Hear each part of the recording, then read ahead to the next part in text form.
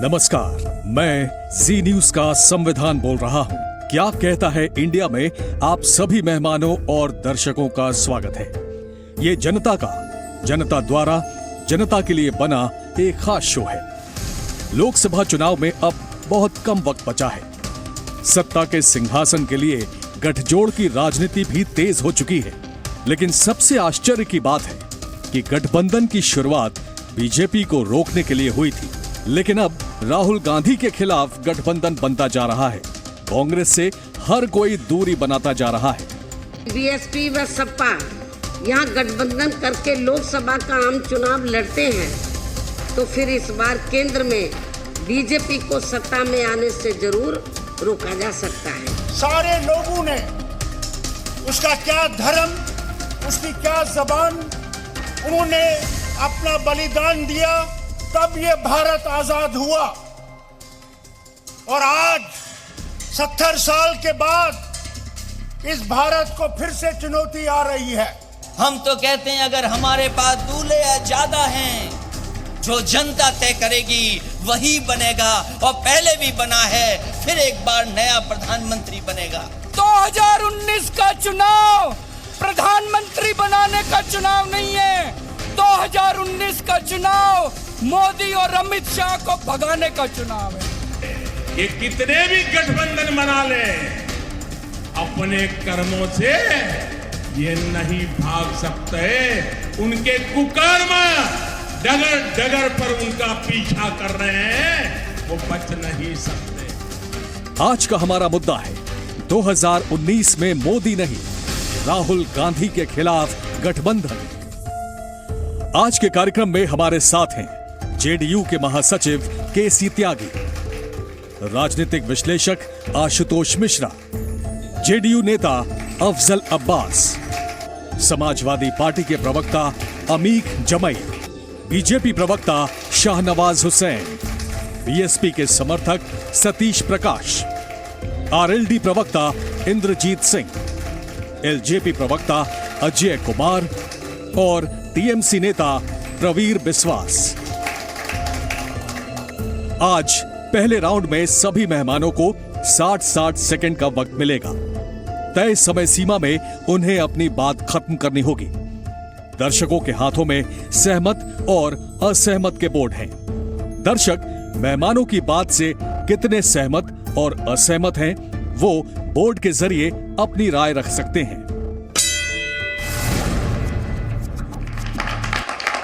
मूलतः पहले सारे राजनीतिक दलों ने प्रयास किया था कि सब दल मिलकर के एनडीए का मुकाबला करें। इसी बीच में ये प्रयास करते करते ये मोर्चा भंग हो गया। अब ये एनडीए के और नरेंद्र मोदी के खिलाफ कम और कांग्रेस और श्री राहुल गांधी के खिलाफ ज्यादा हो गया, जिसकी उत्तर प्रदेश से शुरुआत हुई है। हम भी जब विपक्ष में अपने मित्रों के साथ थे एनडीए में आने से पहले, तब भी ये सवाल उठते थे कि क्यों कांग्रेस पार्टी जैसी कमजोर पार्टी के नेतृत्व में काम किया जाए, जिसके पास मुख्य विरोधी दल बनने लायक भी सांसद नहीं है। उस समय भी ममता जी ने, नीतीश कुमार जी ने और नवीन पटनायक जी ने प्रयास किए थे कि क्यों ना फेडरल फ्रंट बनाया जाए, जिसमें क्षेत्रीय दलों की अस्मिता और उसके सवाल भी सुरक्षित रहें और इन दलों की को समर्पण ना करना पड़े कांग्रेस पार्टी के सामने। अब जनता की राय। गठबंधन का ये जो हुआ है, ये सबसे पहले शुरू हुआ था कर्नाटक में। श्री अमित शाह ने जब कहा कि कांग्रेस का एक पेड़ होगा, बीजेपी की बाढ़ होगी और विपक्ष के कुत्ता कुत्ती उस पर चढ़ेंगे। अब हम लोग अगर उसके आगे बढ़े तो क्या हुआ कर्नाटक में? वही मायावती जो और जेडीएस लड़े थे कांग्रेस के खिलाफ, कांग्रेस के साथ आ गए हैं। हम लोग सपा बसपा की बात करें तो वो भी जो है वहां पे उन्होंने कांग्रेस के साथ 2 सीटें छोड़ी हैं, और मायावती और अखिलेश यादव तीनों राज्यों में जहां अभी कांग्रेस की सरकार बनी है वो कांग्रेस के साथ है। तो पहले तो ये बात नहीं, गठबंधन का मतलब कि सब दलों का एक दूसरे में विलय हो रहा है। इन लोगों की सबकी सोच एक है गठबंधन की, वो है कि धर्मनिरपेक्षता, गरीबों के लिए लड़ना, चाहे वो किसान हो, चाहे जो युवा बेरोजगार युवा हैं उनके लिए लड़ना, और राष्ट्र को एक रखना कि सब मिलजुल के हम लोग जैसे रहते आए हैं वो रखना। तो पहले तो ये बात बड़ी स्पष्ट है कि ये जो गठबंधन हो रहा है, ये हमने देखा है कि आफ्टर अगर पोस्ट पोल भी होता है तो वो आके कांग्रेस के बरगद के साथ खड़े होते, ना कि भाजपा के खजूर, जिसका कि जरा तो छाया मिलती है और फल भी लागे अति दूर। तो ये भ्रम में ना रहे भाजपा कि ये गठबंधन राहुल गांधी के खिलाफ हो रहा है। ये गठबंधन भाजपा की फांसीवादी पूंजीवादी नीतियों के खिलाफ है। अब जनता की राय। देश की गरीब जनता ने, बेरोजगार युवाओं ने देश के राजा से एक सवाल पूछा। एक नजर अपनी जिंदगी पे डाल, एक नजर अपने अर्दली पे डाल, फासला खुद ही कर जरा महसूस, यूं ना राम राज का निकाल जुलूस। 4.25 साल में इस देश का जो हाल हुआ, कुछ हफ्ते बचे हुए हैं, किस करब की गजब की अमीरी, गजब की गरीबी। पूरा देश आज सोचिए कि आरएसएस के भागवत जी को कहना पड़ा कि जब जंग नहीं चल रही तो शहीद जवान क्यों हो रहे हैं। ये सारे सवाल, युवाओं के सवाल, बेरोजगारों के सवाल, गरीबी के सवाल, माल न्यूट्रिशन का सवाल, भूखे नंगों का सवाल हमारे नेता अखिलेश यादव जी ने उठाया। और बाय इलेक्शन में भाजपा के खिलाफ इतना जबरदस्त गुस्सा उत्तर प्रदेश के अंदर था कि गोरखपुर की जनता ने, फूलपुर की जनता ने भाजपा के 2 मुख्यमंत्रियों को जमीन में मिला दिया। अब जनता की राय। कि नरेंद्र मोदी जी से गठबंधन देश की जनता का है। कुछ दल है जो एक दूसरे की शक्ल भी देखना नहीं चाहते थे, वो नरेंद्र मोदी जी के डर से इकट्ठे हुए हैं। बहुजन समाज पार्टी ये गाली देती थी और कहती थी कि चरगुंडन की छाती पर मोहर लगा हाथी पे। अब वो उन्हीं से समझौता कर रही है। दूसरी बात यह है कि समाजवादी पार्टी हमें याद दिलाती रहती है कि हम उपचुनाव में हार गए हैं, तो हम आम चुनाव में जीतेंगे। आपको भी मैं याद दिलाता हूँ, आप आम चुनाव में हार गए थे। लोकसभा में भी सपा थी परिवार के अलावा 0, बसपा भी थी 0 और कांग्रेस भी थी परिवार के अलावा 0। 0-0 मिल गए, तब भी देश के हीरो नरेंद्र मोदी को पराजित नहीं कर सकते। गठबंधन जो त्यागी जी ने कहा वो सही कहा कि कांग्रेस के खिलाफ ज्यादा हो रहा है। अब जनता की राय। देखो, ये गठबंधन जो है अभी बीजेपी चुनाव की तरफ जारी है और चुनाव का बिल्कुल तैयारियां हो चुकी हैं, लेकिन अभी तक बीजेपी को कुछ गलतफहमी का एहसास है। वो कभी इस गठबंधन के प्रधानमंत्री के ऊपर चर्चा चलाती है, अगली चर्चा वो नई हवा देती है कि ये गठबंधन जो है वो बीजेपी के खिलाफ नहीं है, ये गठबंधन जो है कांग्रेस के खिलाफ है। तो अभी बीजेपी को बड़ा अभी सहजता के साथ, हालांकि आपने 4.5 साल तक इस देश की जनता के साथ धोखा दिया, लेकिन अभी 100 दिन है और 100 दिन लोकतंत्र में बड़े महत्वपूर्ण होते हैं। अभी भी आपको विचार करना चाहिए और आपको यह एनालिसिस करनी चाहिए कि आपके विरोध में कौन खड़ा है। आपके विरोध में कोई पार्टी नहीं खड़ी, आपके विरोध में आपका खड़ा है चुनावी घोषणा पत्र, जो आपने झूठ का पलंदा बना दिया, जो जनता से आपने वादे किए थे। अगर आप वादे करते तो यही जनता जो 2014 में आपको इतना प्यार दिया, यही जनता आपको कहीं ना कहीं आगे मौका देती। आपने देखो, लोकतंत्र में अगर आप अच्छा करोगे तो जनता आपको आगे का मौका देगी, अगर आप खराब करोगे तो निश्चित रूप से जनता से कहीं ना कहीं दूर हो जाएगी। अब जनता की राय। जो आपने आज मुद्दा रखा है कि गुट जो बन रहा है वो राहुल जी के अगेंस्ट है, इसका तो मैं डिसीजन पावर नहीं रखता वे क्या होने जा रहा है, लेकिन इतना जरूर कह सकता हूं कि राष्ट्रीय पार्टी होने के नाते कांग्रेस को जो घर में बड़े भाई का हक अदा करना चाहिए, उसको वो हक अदा नहीं कर पाए, जिसके कारण एक मैसेज आ रहा है कि लोग राहुल जी के एंटी हो गए हैं। जब अभी 3 स्टेटों में चुनाव हुए हैं तो राहुल जी को बाकी पार्टीज को भी उतना ही महत्व वहां देते तो शायद ये माहौल, एक मैसेज बाजार में नहीं जाता। अब ये किसके अगेंस्ट है ये तो वोट तय करेगा, जनता तय करेगी। लेकिन इसमें मेरा कहना यह है कि अपने कमियां नहीं गिना रही बीजेपी कि हमने 4.5 साल 4.25 साल ठगा है। अगर वो ठगे नहीं होते तो आज वो गठबंधन से घबराते नहीं। गठबंधन 50 बन जाए, आपके पास भी तो 42 पार्टियों का गठबंधन था, आज आप 34 पे आ गए। आप गठबंधन से क्यों घबराए हुए हो? आप उसको लाइटली लीजिए। अगर आपने डिलीवर्ड चीजें कर दी होती तो आपको घबराहट ही नहीं होती। अब जनता की राय। देखिए साथियों, ये जो आज जी न्यूज का स्टूडियो सजा है वही देश का राजनीतिक परिदृश्य आपको बता रहा है। हम 3 हैं और हमारे खिलाफ ये 5 और आरोप शून्य। दूसरा, आपने सर्कस देखा होगा, सर्कस में हाथी साइकिल चलाता है, तो मोदी जी ने वो सर्कस तो दिखा दिया इनको उत्तर प्रदेश में, यही उनका आईना है कि अब हाथी उत्तर प्रदेश में साइकिल चलाएगा और 0 विकेट वाला, 0 जिसने खाता नहीं खोला है, वो देश का प्रधानमंत्री बनेगा। एक बॉलीवुड का बड़ा फेमस गाना था, आप लोगों ने सुना होगा, नाना करते करते हम प्यार तुम्ही से कर बैठे। लेकिन यहां उल्टा हो रहा है, बॉलीवुड भी नए रास्ते पे चल रहा है इनकी प्रेरणा से। अब नया गाना है, हम हाँ हाँ करते करते तकरार तुम्ही से कर बैठे। तो ये जो इनका तकरार है, ये जो इनकी दोस्ती का आलम है, वो मुझे याद दिलाता है जमई साहब के लिए खासकर कि ये नया शहर है, दोस्त बनाते रहिए, दिल मिले या ना मिले हाथ मिलाते रहिए। जनता नहीं बहलने वाली जमई साहब, अपना जी बहलाते रहिए। अब जनता की राय। मैं कहना चाहता हूं, इस मोशन के फेवर में जो बोल रहे हैं कि राहुल गांधी डर रहे हैं मोदी जी के डर से, वाकई में पूरा देशवासी मोदी जी से डर रहे हैं। इसलिए डर रहे हैं कि ताकि दोबारा क्षमता में आने के बाद नोटबंदी ना कर दे, कोई ऐसा जुमला तो ना कर दे कि सालों में 5 करोड़ बच्चों का नौकरी देगा, एक भी नौकरी नहीं देंगे। हो सकता है, डर रहे हैं सब, मोदी जी से वाकई में देशवासी डर रहे हैं और इस डर के मारे सब इकट्ठा हुए हैं, देश के जनता इकट्ठा हुए हैं। हम लोग देखे थे राजीव गांधी के समय में, दूरदर्शन खोलते ही राजीव गांधी दिखते थे। आज रेडियो खोलो, मन की बात सुनो, टीवी खोलो, मोदी जी को देखो, पेट्रोल पंप पे तेल भराने जाओ, मोदी जी को देखो। ये विज्ञापन का सरकार हो गया। ये सरकार आम आदमी के लिए कुछ नहीं किया आज तक कोई काम नहीं किए तो नीरव मोदी को भागने दिए, मोहन चौस्की को भागने दिए।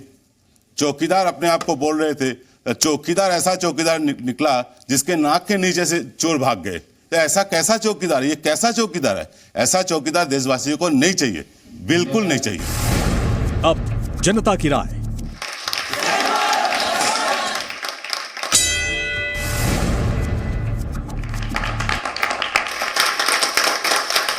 देखिए, मैं 4 बड़े परिवर्तनों का प्रत्यक्षदर्शी भी रहा हूं और उसमें हिस्सा भी लिया है। 1971 में श्रीमती गांधी के खिलाफ भी सभी राजनीतिक दल इसी तरह से इकट्ठा हुए थे, लेकिन कोई नेतृत्व नहीं था। फिर 5 साल आते आते 1977 में जनता पार्टी बनी, सब दल इकट्ठे, उनका एक नेता बना जिसकी क्रेडिबिलिटी थी जयप्रकाश नारायण, और परिवर्तन हो गया। उसके बाद 89 में उस लोकसभा में मैं भी था, वीपी सिंह जी के नेतृत्व में हम सब लोग इकट्ठा हुए और परिवर्तन हो गया।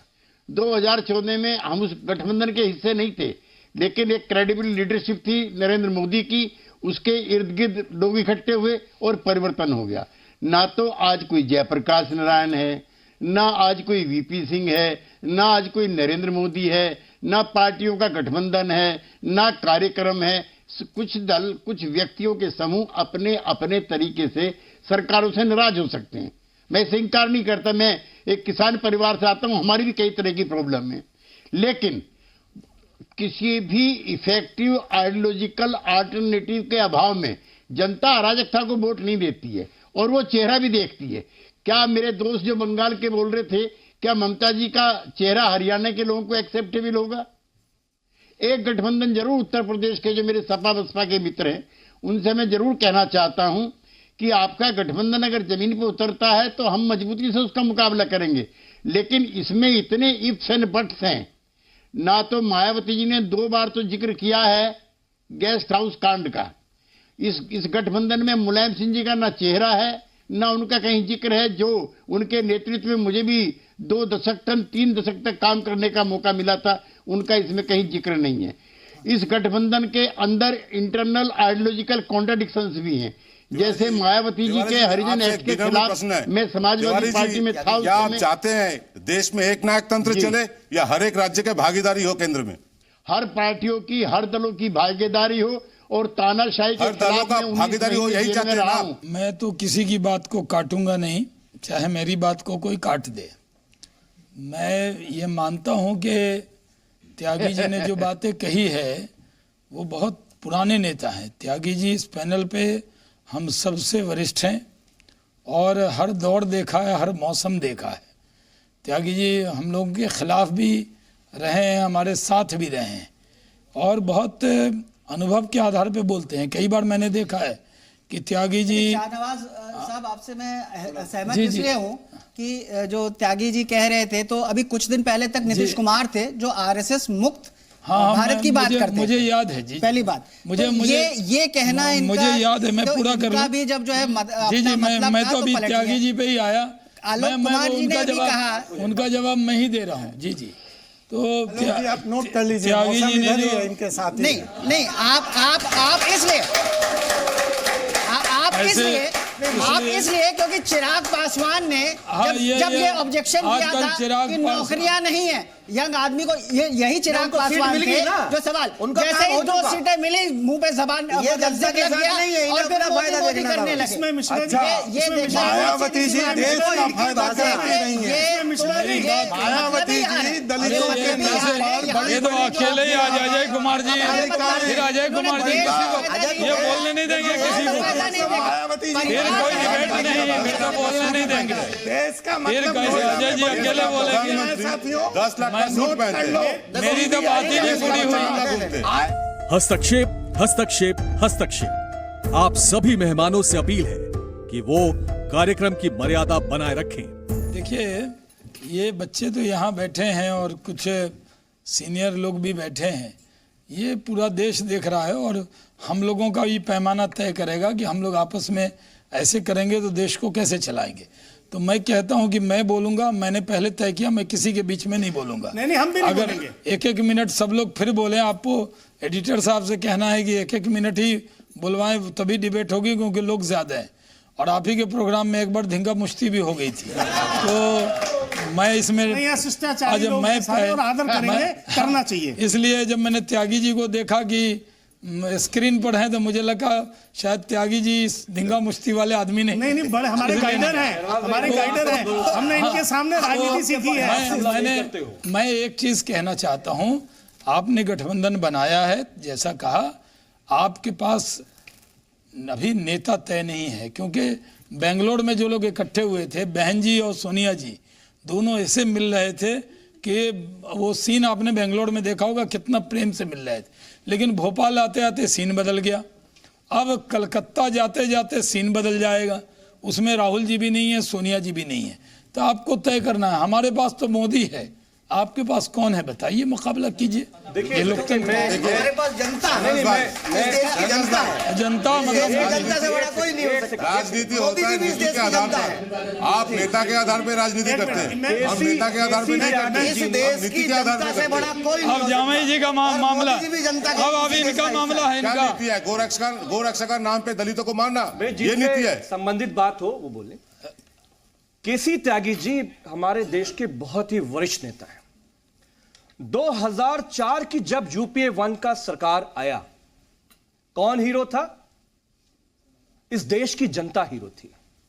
जब माननीय नेता मुलायम सिंह यादव जी ने, बहन जी ने, वामपंथी दलों ने, अन्य दलों ने जब उसका कॉमन मिनिमम प्रोग्राम का ड्राफ्टिंग किया, जिसके अंदर NREGA, RTI, right to food, land acquisition act और सच्चर कमेटी और रघुनाथ मिश्रा कमीशन का भी उसी के अंदर हुआ और यह कहा गया कि यह 100 दिन के अंदर लागू होगा। और वो 100 दिन के अंदर लागू हुआ, जिस पर आज प्रधानमंत्री फीते पे फीता काट रहे हैं। और 2014 में देश के प्रधानमंत्री ने जो देश के सामने वादा किया, आप लोग तो नौजवान हो ना, हम लोग तो याद सही है, क्या था वादा? 15 लाख आएंगे, 10 करोड़ नौकरियां आएंगी, किसानों की लागत का 1.5 गुना दाम मिलेगा, राम मंदिर का निर्माण होगा, कश्मीर में धारा 370 लागू होगा। गंगा का साफ करेंगे। और हमारी बहन उमा भारती ने जी ने क्या बोला था कि 1 साल के लिए गंगा का सफाई का मंत्रालय दे दो। 2015 तक गंगा साफ नहीं कर पाई तो जल समाधि ले लूंगी। नमामि गंगे में 58,000 करोड़ रुपए एलोकेट किए गए। आज हम जब कुंभ हमारा हो रहा है उत्तर प्रदेश में, हमारे श्रद्धालु जो आए हैं, जो साधु आए हैं, उनको बिस्लेरी के पानी में उनको जो है जल अभिषेक करना पड़ रहा है। यह है 2004 का जब सरकार बना, उसका चेहरा जनता थी, उसका चेहरा कोई और पार्टी नहीं था। आज जो हो रहा है उसका भी चेहरा देश की गरीब, कमजोर, बेरोजगार जनता है। अच्छा, कुंभ को बदनाम मत कीजिए। गंगा विरल है, निर्मल है और बहुत अच्छे से कुंभ हो रहा है, बिस्लेरी में नहीं हो रहा है। नहीं एनजीटी नहीं ऐसा नहीं हो रहा। एनजीटी कहाँ हो रहा है? नेशनल, सुनिए ना, नेशनल ग्रीन ट्रिब्यूनल का रिपोर्ट है। इस देश के अंदर 380 नदियों में 360 नदियां ऐसी हैं जिसका पानी आप पी नहीं सकते, जिसका पानी आप घर नहीं ले आ सकते। और गंगा में, इलाहाबाद में, प्रयागराज में बोर्ड लगा है, बोर्ड, ये पानी आप नहीं पी सकते। तो गंगा साफ क्यों नहीं हुई? मैम 58,000 करोड़ रुपए आपने गंगा मैली कर दी। मां गंगा के बेटे जो आए थे गुजरात से, मां गंगा को धोखा दिया। वो बेटा मां गंगा को धोखा दिया। देश की जनता, अजय जी आगे बढ़ो। देश की जनता को पानी पी लीजिए, मर जाएंगे आप घंटे के अंदर। हमारा ये भावनात्मक ब्लैकमेलिंग है। देखिए, अगर गंगा शुद्ध होती तो जब से कुंभ हुआ है तब से आप लेकर के हरिद्वार से लेकर के इलाहाबाद के सारी फैक्ट्रियों पे आपने बैन क्यों लगाया? अगर गंगा शुद्ध थी और आपको उसके पानी में नहाने का डर नहीं लगता था, क्योंकि आपको वहां गंगा में जाकर के नहाना है, आपको ये भी ध्यान रखना चाहिए। मैं कहना चाह रहा हूँ, हमारे आदर के योग शाहनवाज भाई हमारे बीच में है। इसका मतलब यह है कि मुस्लिम समाज का एक चेहरा, पूरे मुस्लिम समाज का चेहरा आज हमारे बीच में है। ये अकेला चेहरा शाहनवाज जी का नहीं है। मैं अगर यहाँ खड़ा हूं तो मैं ये मानता हूं सिख समाज की तरफ से मैं आपके बीच में खड़ा हूं। अगर मैं सिख समाज की पीड़ा अपनी पार्टी में नहीं रख सकता, उनकी जो रिक्वायरमेंट्स हैं, जैसे 1984 के दंगों की बात आए, चाहे कोई और बात आए, अगर मैं उनको न्याय नहीं दिलवा पाता तो मैं इस टेबल पे खड़े होने का हकदार नहीं हूं। पहली बात, इनकी जुमलेबाजियां सुनिए। जब सरकार आई थी, इन्होंने कहा था हम एसआईटी की जांच कराएंगे, हम दोषियों को सजा देंगे। 5.25 साल बीत गए, आज तक इन्होंने कुछ नहीं करा। फिर हमारे बीच में 1 महीना पहले जाएंगे, फिर हमें ठगेंगे। पहली बात। दूसरी बात ये, शाहनवाज भाई ये बताएं कि पिछले जितने भी चुनाव हुए हैं, अभी 3 चुनाव हुए हैं या बाकी चुनाव हुए हैं, एंटी मुस्लिम और हिंदू डरा के कि मुस्लिम खतरनाक है, यहां मुस्लिम का राज हो जाएगा भारतवर्ष में, उत्तर प्रदेश में, डरा के वोट करा गया, विकास पर वोट नहीं करा गया। जब मुस्लिम के बारे में गलत प्रचारित चीजें करी जाती हैं, शाहनवाज भाई सामने खड़े होके अपनी सीट को कुर्बान करते हुए क्यों नहीं हक रखते? मैं कह रहा हूं कि एक तो मैं यहाँ अपने धर्म को रिप्रेजेंट नहीं कर रहा, मैं कहीं का इमाम नहीं हूं, और मैं यहाँ बीजेपी का ऑफिशियल स्पोक्स पर्सन के नाते खड़ा हूँ। जैसे अमीक जामई साहब भी ऑफिशियल स्पोक्स पर्सन के नाते खड़े हैं, और त्यागी साहब भी उस तरह, और सब लोग। एक तो मैं कह दूं कि सरदार साहब ने सही कहा, 84 में बहुत दुख हुआ था जब छोटे छोटे बच्चों के गर्दन में टायर लगाकर मारा गया था। मुझे उसका व्यक्तिगत तौर पे मुझे वो दंगा, मैं दिल्ली में उसके बाद ही आया। 40 लोग गाजियाबाद में सर मारे गए थे। हाँ वही। और ये सही है कि उसको न्याय बहुत देर से मिला है, अभी नहीं मिला है। निचोड़ पूरा मिला कांग्रेस के, अभी नहीं मिला है। अभी कांग्रेस के नेता कुछ अंदर गए हैं, कुछ जाने वाले हैं, तो आप तो उनसे एकदम दूर रहिएगा कांग्रेस वालों से जी। और दूसरी बात ये है कि इस मुल्क में डरा कर नहीं है। मैंने पहले कहा कि हम जब गैस का सिलेंडर हमने दिया तो सबको दिया। 18,000 गाँव में 2.5 करोड़ लोगों के घर में बिजली पहुंची, तो उसमें मुस्लिम भाइयों के भी गांव थे। दिक्कत यह है कि मुसलमानों को पहले डराया गया था बीजेपी से, हे मुसलमानों तुम अगर वोट नहीं दोगे तो बीजेपी तुम्हें खा जाएगी, और वो वोट ले लेते थे। अब जो है मुसलमान समझदार है। शहनाज भाई, वो भी जी कोई मैं मुसलमान मेरे बाद जो आप बोले। अपना मजहब नहीं मजहब को मानने वाला कोई मुसलमान जो मस्जिद तोड़ने वाला है, नहीं वोट देने जाएगा। इसलिए मैं कह रहा हूँ इस देश में भारत के, देखिए बहुत से लोग कहते हैं, सुनिए ना अजय जी, बहुत से लोग कहते थे कि लोग भाषण देते मुस्लिम पाकिस्तान जाओ, कोई पाकिस्तान नहीं जाने वाला। भारत के संविधान में हिंदू और मुसलमान को बराबर का अधिकार है। जब देश का बंटवारा हुआ, जिनको जाना था चले गए। मेरे बाप दादा ने तय किया कि मादरे वतन है, जननी मातृभूमि, हम जिंदा हैं तो इसी मुल्क के लिए और मरेंगे तो इसी मादरे वतन के साथ में मिल जाएंगे। इसलिए राजनीति होगी, कभी अलग अलग राजनीति होगी। जी जी मैं अलग अलग राजनीति होगी। सबका साथ सबका विकास। और यहाँ पर जितने लोग खड़े हैं, अगर आपने टोपी देखी नहीं, देखी नहीं, छुरी लेकर के घूमते हैं, टीएमसी के उनके कत्ल करते हैं, उनको भी समझाइए ना। लोग तो समझते हैं टीएमसी का, देखिए टीएमसी का जवाब दे दूं, हत्या कर दी जाती है, नाम पूछते ही हत्या कर दी जाती है, ये भी होना चाहिए ना। इसमें एक मिनट एडिटर साहब, एक लाइन के बाद मैं नहीं बोलूंगा, एक लाइन देखिए। इसमें सपा और कांग्रेस को छोड़कर कोई ऐसा नहीं है जिसने बीजेपी को गले न लगाया हो, चाहे वो ममता दीदी भी हो, वो बीजेपी के साथ रही। जब वो रेल मंत्री थे तो हम हवाई जहाज के मंत्री थे, हम दोनों साथ में मंत्री थे। आज बीजेपी बुरी हो गई, जब दीदी बीजेपी के साथ थी, वो भी 92 के बाद बीजेपी के साथ थी। आज बीजेपी बुरी हो गई। शहनवाज भाई से एक छोटा सा सवाल है, बहुत बड़े मंत्री रहे, बड़े नेता हैं देश के, हम लोग सम्मान करते हैं। गरीब सवर्णों का जो आरक्षण हुआ, समाजवादी पार्टी ने दोनों लोकसभा में और राज्यसभा में आपका साथ दिया। हाँ, हमने कहा कि हम 89 से नेताजी चाहते थे कि गरीबों को मिले, इसमें हमारा कोई विरोध नहीं था। सच्चर कमेटी ने, रंगनाथ मिश्रा कमीशन ने यह बताया कि इस देश में मुसलमानों की जो हालत है वो दलितों से भी बदतर है। जिस तरह से 27% ओबीसी का आरक्षण है, हम कहते हैं आप उसको 51% कर दो।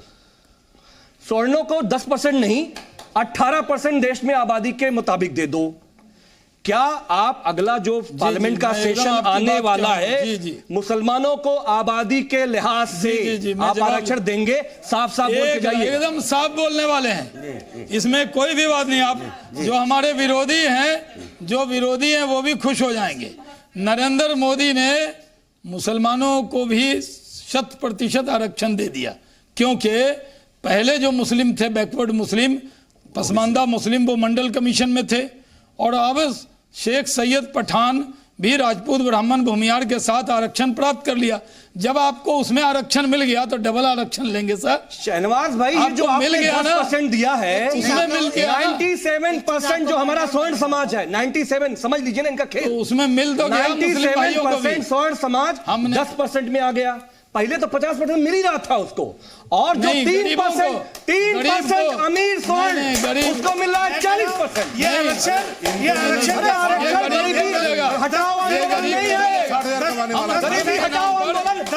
नहीं है। आप आरक्षण की बात करें, माइनॉरिटीज की बात, सच्चर कमेटी रंगनाथ मिश्रा की बात आप कर रहे हैं।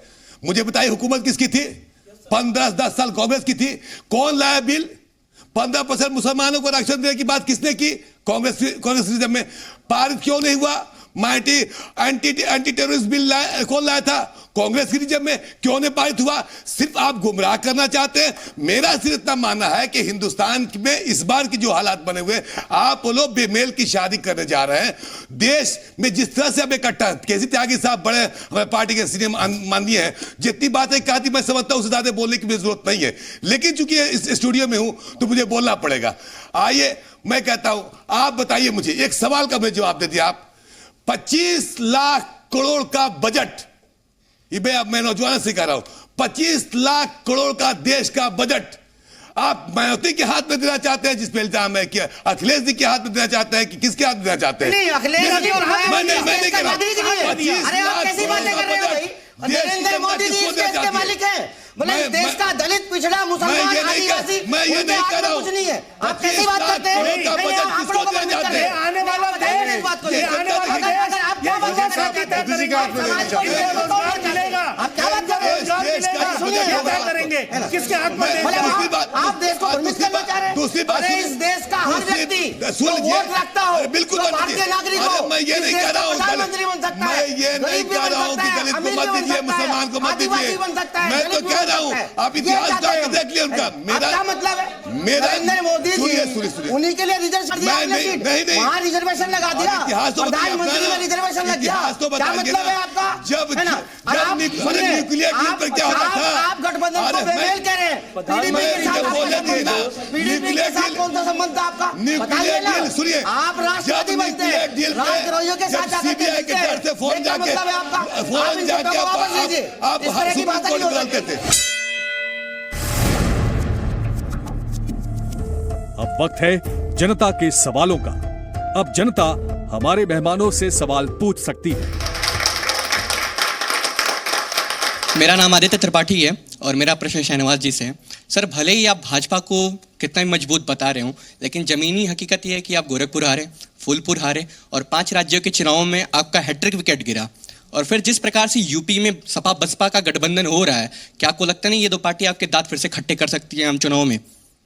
नहीं, ये पहले ही मैंने कहा कि उपचुनाव में ज़रूर हारे, क्योंकि ये जो चुनाव है लोकसभा का, वो देश की जनता नरेंद्र मोदी जी को खोना नहीं चाहती, उनको प्रधानमंत्री बनाने के लिए वोट करने आएगी।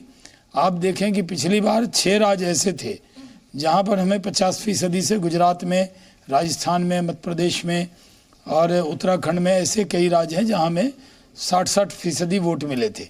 हमारा मिशन है मिशन 51। हम चाहते हैं कि देश फिर से एक बार अपने प्रधानमंत्री को वोट डालने के लिए आए। और यूपी में जब हम पिछली बार जीते थे, कई हमारे ऐसे उम्मीदवार हैं जो विधानसभा में पराजित हो गए थे, लेकिन जमानत जब्त हो गई थी, लेकिन जब हमने लोकसभा का उनको उम्मीदवार बनाया तो वो प्रधानमंत्री नरेंद्र मोदी जी को प्रधानमंत्री बनाने के लिए 2.5 लाख वोट से जीते थे। तो ये सही है कि हम सरकार में थे तो सवाल हमसे पूछे जाएंगे और हम उसका जवाब देने का हक भी हमारा है, लेकिन नरेंद्र मोदी जी ने जो काम किया है उस पर हमें पूरा विश्वास है कि हमें वोट मिलेगा, हम जीतेंगे। मेरा नाम चंदन कौशिक है और मेरा सवाल सपा और बसपा के प्रवक्ता से है कि अगर आपकी गवर्नमेंट आ जाती है तो क्या गारंटी है कि आप एक स्टेबल गवर्नमेंट दे पाएंगे? क्योंकि जैसे हम भाजपा के राज्यों में देख पा रहे हैं कि कम से कम गवर्नमेंट तो स्टेबल है, पर इतिहास गवाह है कि सत्ता के वर्चस्व के लिए आपने एक दूसरे के साथ क्या क्या किया है। देखो, जो अधिनायकवादी सरकारें होती हैं ना, डिक्टेटरशिप, एक आदमी पीछे आसपास कोई दिखे ना। आपने देखा कि 2014 की बात की जो सरकार थी, जो उसके मुख्य मुद्दे थे वो लागू नहीं हुए। 15 लाख नहीं आया, 10 करोड़ नौकरियां नहीं मिली। यूपीए 1 की सरकारें, गलतियां हो सकती हैं, किसी भी दल में हो सकती हैं, किसी भी सरकार में हो सकती हैं। यूपीए 1 में जो वादे जनता के साथ किए गए थे वो 100 दिन में लागू हुए। इससे पहले वीपी सिंह की सरकार एक सबकी गठबंधन की सरकार थी। जो पिछड़े समाज के लोग हैं वो इसका इंपॉर्टेंट जानते हैं कि इस देश के अंदर 27% जो पिछड़े हैं उनको आरक्षण उस कमजोर सरकार ने दिया।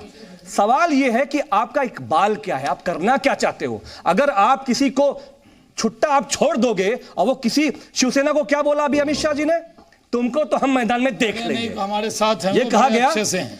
उपेंद्र कुशवाहा कहां चले गए? सावित्रीबाई फूले, दलित एमपी, पूरे यूपी में 4 साल से बवाल किए हैं कि दलितों का आरक्षण खत्म कर दिया।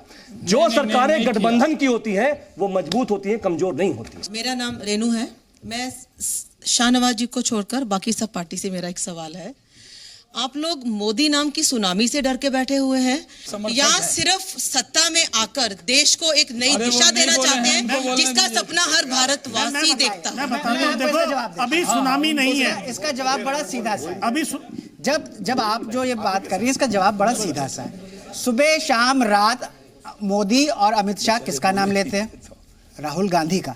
आप ये जीएसटी देख लीजिए, जितनी नीतियां हैं उसमें जो शुरू में जो है कांग्रेस ने जो कहा था वही हो रहा है आखिर में। तो मोदी की सुनामी से डरा कौन है? ये एक आप तो जानते हैं कि आदमी की जो है सूरत देखी जाती है और सीरत देखी जाती है, लेकिन इसमें दिक्कत क्या है कि ये सीरत भी अच्छी,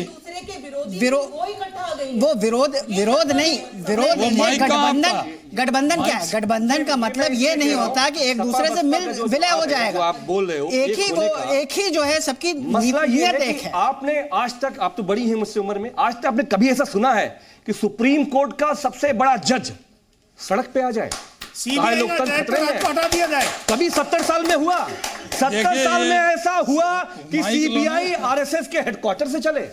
कांग्रेस चलाती थी, लेकिन जिस तरह से दुरुपयोग हुआ, देखिए, इसलिए उस संविधान को बचाने के लिए सपा बसपा ये आपसे बड़ी नहीं, आपसे छोटी है। वो सही पहली बात तो ये देखो, ऐसा है मोदी जी से कोई नहीं डरता। ये आपसे छोटी है। जो तुगलकी फरमान है, दूसरी बात ये है, लोगों को लगता है कि रात भर में मोदी जी की सूरत और सीरत, कि मेरे सारे पैसे बाहर निकल जाएंगे। सीरत और सूरत दोनों मोदी की अच्छी है।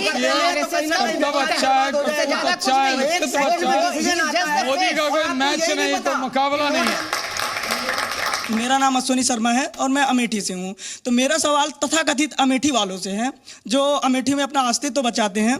तो सर, मतलब आप भोपाल जाते हैं, उज्जैन जाते हैं, तो मेड इन वहाँ का मोबाइल, मेड इन ये juice, made in Ujjain, made in Bhopal करते हैं। तो सर क्या मतलब इतने दिन से कांग्रेस वहाँ साख बचाए हुए है, तो सर कभी वहाँ का पतला पिन का चार्जर भी बना वहाँ पे अमेठी का, मेड इन अमेठी का? आपका सवाल का जवाब, जब राहुल गांधी अमेठी गए थे तो वो दे के आए थे।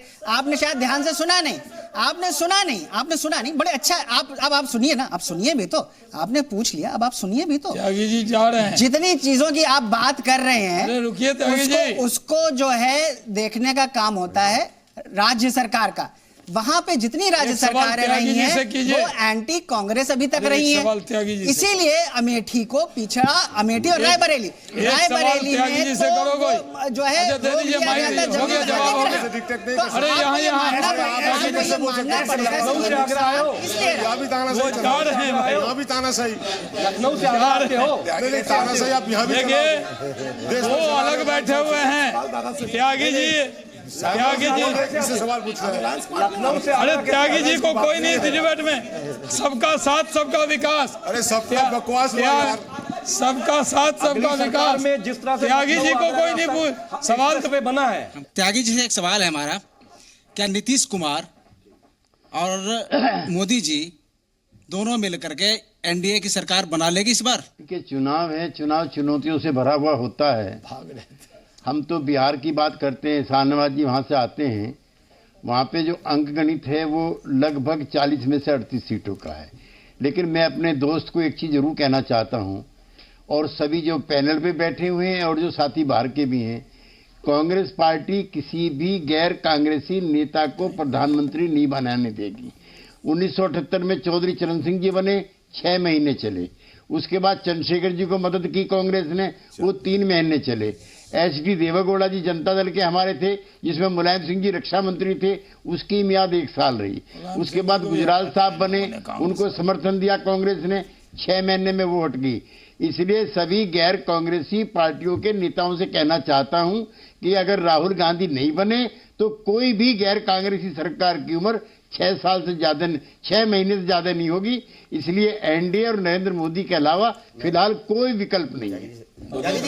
एक सवाल मेरा है आपसे, इसी में आपके एक सवाल है मेरा आपसे।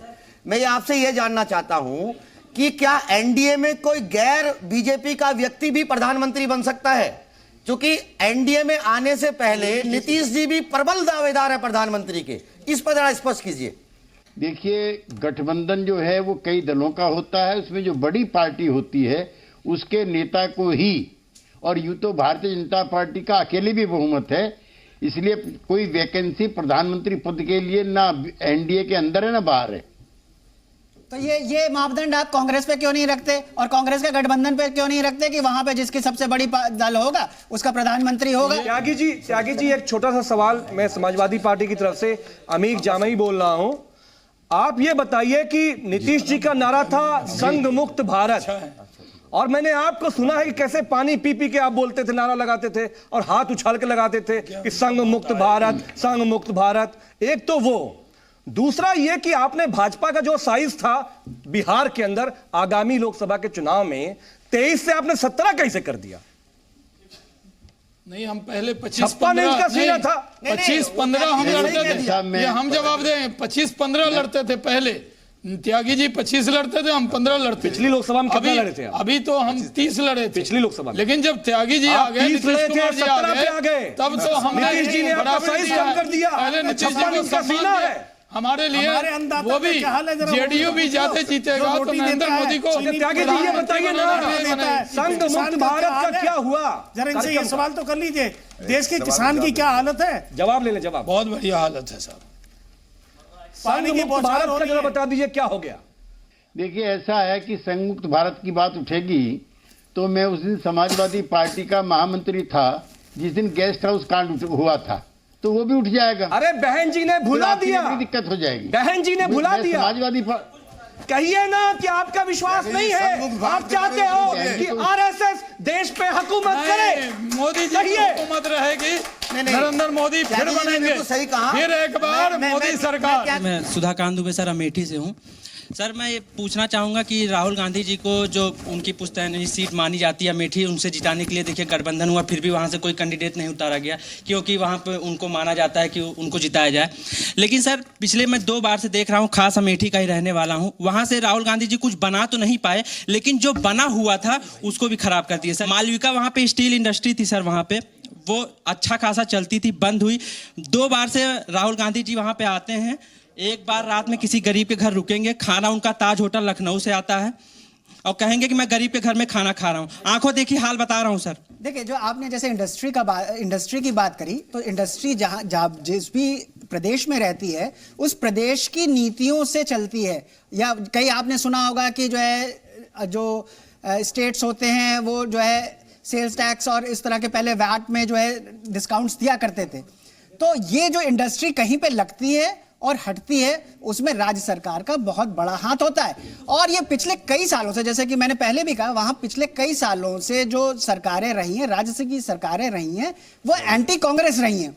उनका अगर आप ये देखें तो एक तरफ से ध्यान रहा है कि रायबरेली और अमेठी को आगे न बढ़ने दिया जाए, और ये उनके खिलाफ एक साजिश है, ये आपको समझना पड़ेगा। इसीलिए अगर आपको याद हो तो सपा से इलेक्शन के पहले कांग्रेस का नारा क्या था? अच्छा, 2 साल में ये बताओ 20 लाख नौजवानों ने नौकरी का एप्लीकेशन दिया है यूपी के अंदर।